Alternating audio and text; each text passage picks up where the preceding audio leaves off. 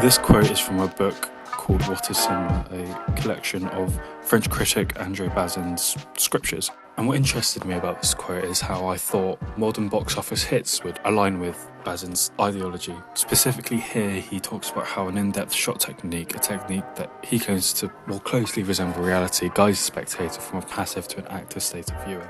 Within the same passage the quote derives from, he directly contrasts this technique with analytical montage, or what would be classical Hollywood continuity editing, with the idea that it breaks the ambiguity of expression. So if we watch an Italian neorealist film, Bicycle Thieves, here,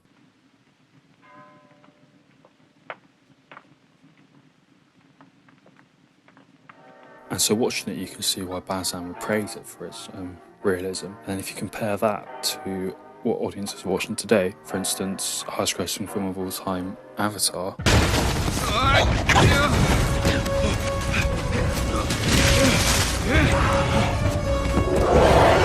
So the difference between the length, depth and dynamic of the shots display how we can be guided passively compared to actively contributing to the cinematic experience.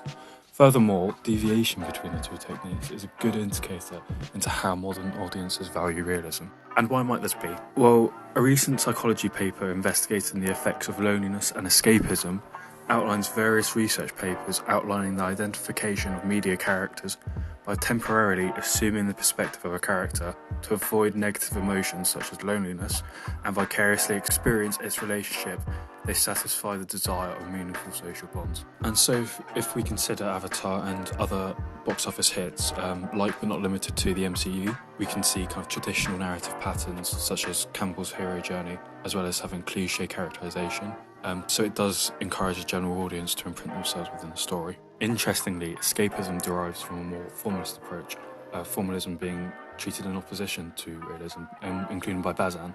English art critic Clive Bell, for instance, describes the relationship between escapism and formalism as to experience aesthetic elation we must bring nothing from the world of man. This questions Bazin's quote on how realism is something to aspire to, and perhaps maybe he overplays the value of an active mental attitude.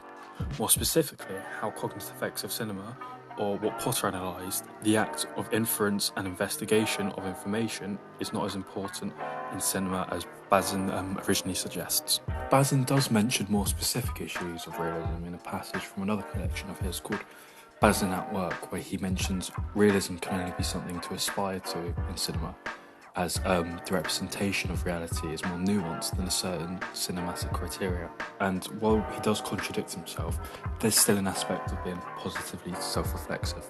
Furthermore, it brings up the idea of formalism and realism aren't absolutes, and in fact they're relative. A good example of this is through Citizen Kane, in which he praises the contrast of elements like accelerated montage and the realism of an in-depth shot that create kind of more of an abstract mode of storytelling. Ultimately, what these monetarily successful films indicate is the primary functions of cinema for our general audience, and that is not cognitively challenging films, but instead ones that are socially gratifying, which directly opposes his attitudes towards continuity and how he disregards the significance of being a passive spectator. So while the quote on its own is unopinionated and I would say accurate in its analysis of techniques within context with the rest of the scripture, criticisms of Bazin's values could be made.